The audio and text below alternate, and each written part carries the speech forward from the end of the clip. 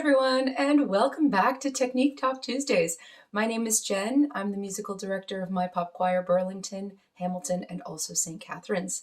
These weekly videos are just designed to kind of demystify the voice, give a little bit more context to some of those techniques that I'll pepper into rehearsals, and ideally just make you a more confident and empowered singer. In this week's video, we're going to focus on head voice and exercises that are going to strengthen that register, which will give your voice more agility, more flexibility, and help you to feel more confident singing in that upper register of your voice. So before we get into the exercises, let's clarify some of these terms. The human voice really only has two registers, the chest voice and the head voice. The chest voice exists in a lower register and is what most people would refer to as their speaking voice. The vocal folds are thicker and shorter, and the voice resonates mainly in the chest and the oral cavities. The main muscle in the larynx that is used to produce the chest voice is called the thyroarytenoid muscle. The head voice emerges at a higher pitch range, and the vocal folds are stretched very long and very thin. The musculature in the larynx that achieves that stretching and thinning is called the cricothyroid muscle. A strong head voice requires three things. One, good breath management or support.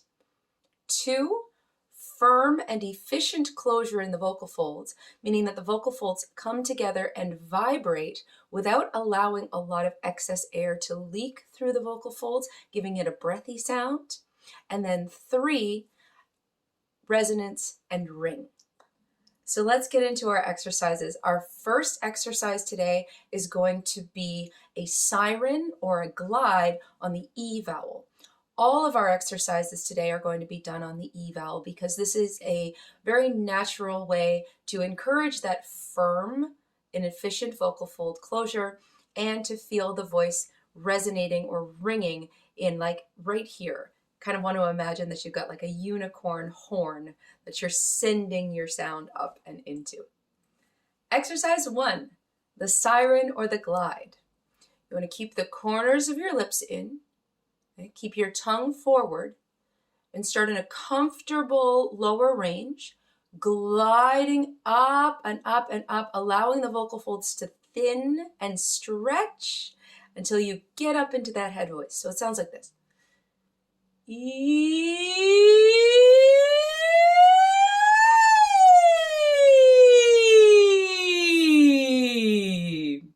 Okay, so you want to make sure that the ribs stay flared and open and lifted, and that abdominal wall is strong and engaged. So we'll try that again. Corners of the mouth in.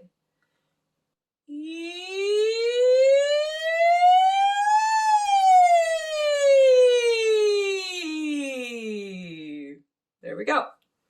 Our main goal in this exercise is to maintain a clarity in the tone as you go from low to high. So we're not allowing a lot of breathiness to move through the voice when you get up into your head voice. So for example, that's not so great, right? Because we lose a lot of that ring, we lose a lot of that intensity.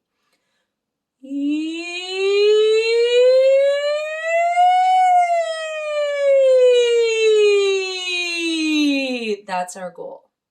In our second exercise today, we're going to be gliding again on an E vowel using the interval of a perfect fifth, so do to so.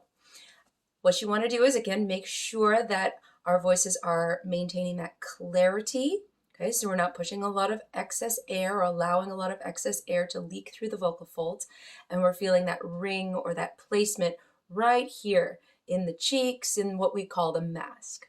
Okay, so here we go. Corners of the lips in. Good breath in.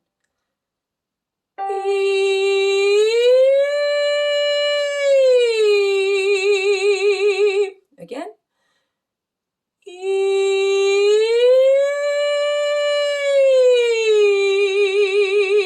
And you can move up from there.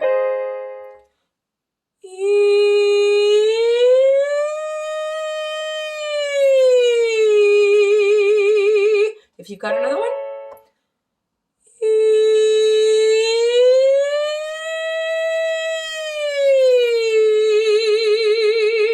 Keep going as high as you'd like to. Yeah, just have fun with that one.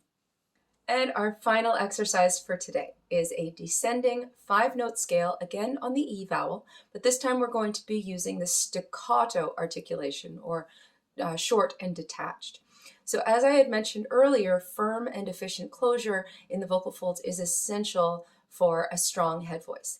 And that staccato articulation is like doing bicep curls for your vocal fold closure. So you're repeatedly opening and closing the vocal folds and developing that necessary coordination in the arytenoid muscles that we need for that firm and consistent vocal fold closure. So what we're going to do is, again, we're going to start in that same key. So I'm in G major, and we'll start from so, fa, mi, re, do. And each vowel or each note is going to be repeated 2 times staccato on the E vowel. So keep the corners in, right? So focused vowel. I want to feel that vibration right here in the cheeks.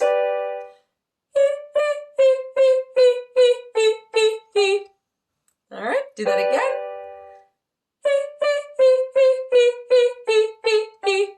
Feel a lot of bounce here in the belly. The ribs stay open and flare, so we're not allowing that structure to collapse, right? And we just let the vocal folds close and open. And maybe we can go a little higher.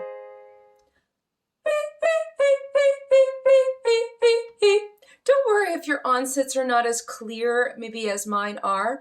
We're just, again, using this to strengthen and build that coordination.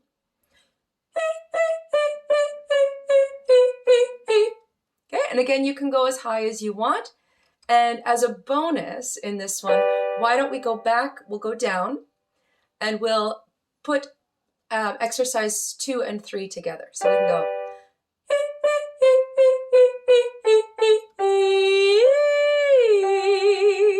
So we can go up.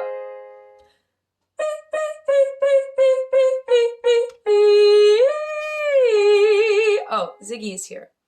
Ziggy, come over here, buddy. Come and say hi. All right, he doesn't want to say hi, but he's very cute, and he's been here the whole time. So that about wraps it up for today.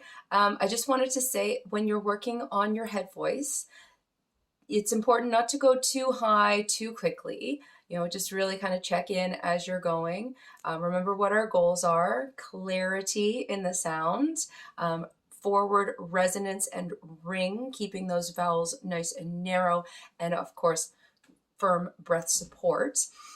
So I did want to say, though, the head voice, as I mentioned earlier, really emerges at a certain pitch range. So it's important to at least be above, I would say, F4 on the piano. So that would be about here. And you can go up at least to the F5 above, or even up to the G5. If you've got a higher range, if you can go higher than G5, that is great. But again, just really pay attention to your voice and remember what our goals are. It's not necessarily about getting into the stratosphere. It's about getting a clear, strong voice up in that head voice range. So we're going to sign off. Okay, his head was up a second ago and he was looking adorable, but we're going to sign off, and we'll see you again next week. Happy singing. There he is.